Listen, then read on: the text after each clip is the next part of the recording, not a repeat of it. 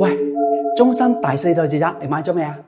諗都諗唔到，喺2026年嘅中山樓市第一火爆盤，竟然唔係第四代住宅喎，而係石岐呢個展銳工業灣，半個月就賣咗60幾套，150方嘅大戶型直接賣到斷貨喎。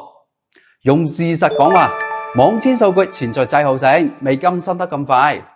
咁大家一定好奇，點解佢可以實現彎道超車？有咩過人之處呢？咁蘇神直接開估，咁就係大降價。曾經賣到2萬一平方嘅盤，依家11000蚊喎，跌幅近50%。呢個價腰斬嘅背後，究竟有冇陷阱呢？咁今日同大家白一白佢。首先講翻呢個震撼價，呢個盤曾經報價2萬一平方，依家直接腰斬11000蚊起步。低樓層總價160幾萬就可以攞低啦。中高層只需要170幾或者180幾萬，石岐核心嘅大戶型賣緊鎮區嘅價錢，係咪聽住好吸引呢？但係各位街坊買樓唔單止睇價，跌價咁犀利嘅背後，肯定係有原因嘅。今日蘇神唔怕得罪發展商，先講下呢個硬傷。第一，周邊嘅一個工廠多到你唔信。勁力產業園啊，某電子廠啊就喺附近，人口結構好複雜，整體居住環境麻麻地。第二，小區淨得8棟樓，細得可憐。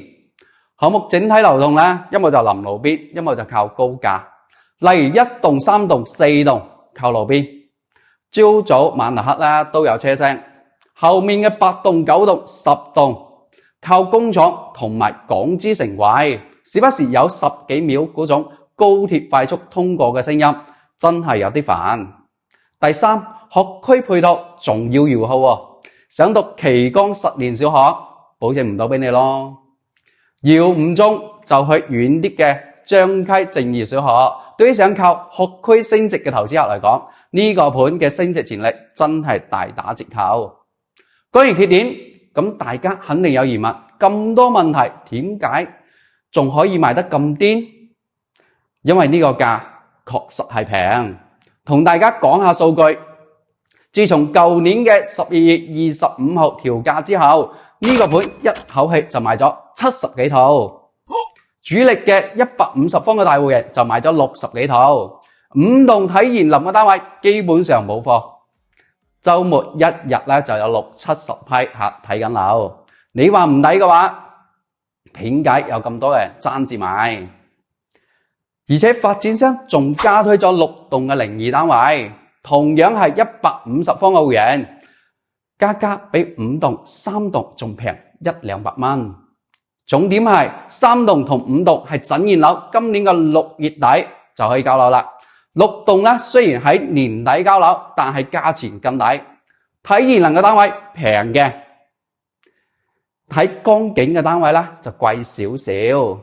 除咗價錢，150方嘅大戶型先真正係殺手鐧。呢個150方其實係一個統稱嚟嘅，有146啊、150、162三個面積段，係少見嘅複式空中睡，細率高達140%。睇下呢個戶型圖，呢3個空間贈送一半嘅空間，再加埋呢啲地方，所以贈送面積高達57個方，等於150方用到200方嘅效果。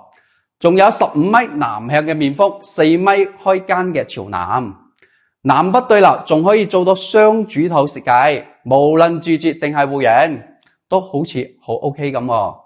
咁咪睇下呢條片，再話我知呢個盤值唔值得買？睇片。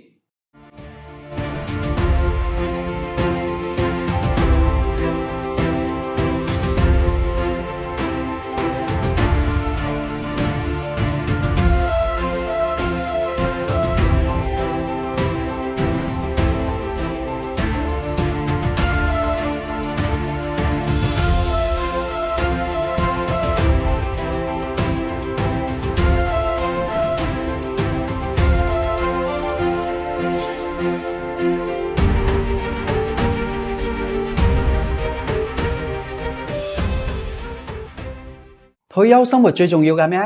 當然係地電啦，亦都係蘇神成日講嘅衣食住行行街睇戲一條路，咩都要方便。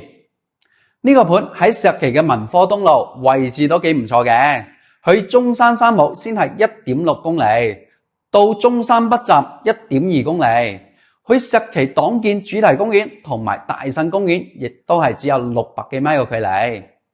喺2027年深澳高鐵開通之後，從中山北站去香港全程只需要50分鐘，而且2公里範圍內仲有16個生活配套，12分鐘左右就可以去到雙三甲醫院，亦即係人美醫院同埋市中醫院。家門口咧仲有多條嘅公交線路，半個鐘頭咧可以去晒中山嘅各區，無論返香港定係去廣州，好似好方便咁喎。到呢度，相信大家又有疑問啦，咁就嘅點解突然間咁平嘅？係咪有伏？裝修方面係咪用流料嚟啊？係咪細嘅嗰啲發展商嚟㗎？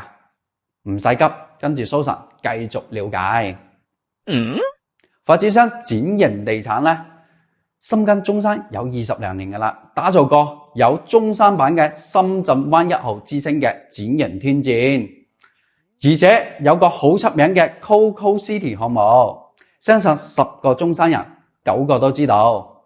口碑方面咧仲唔錯添，全屋裝修用嘅都係一線品牌，老闆廚電3件套，歐派廚具，入戶裝隔門，用料方面都幾 OK 嘅。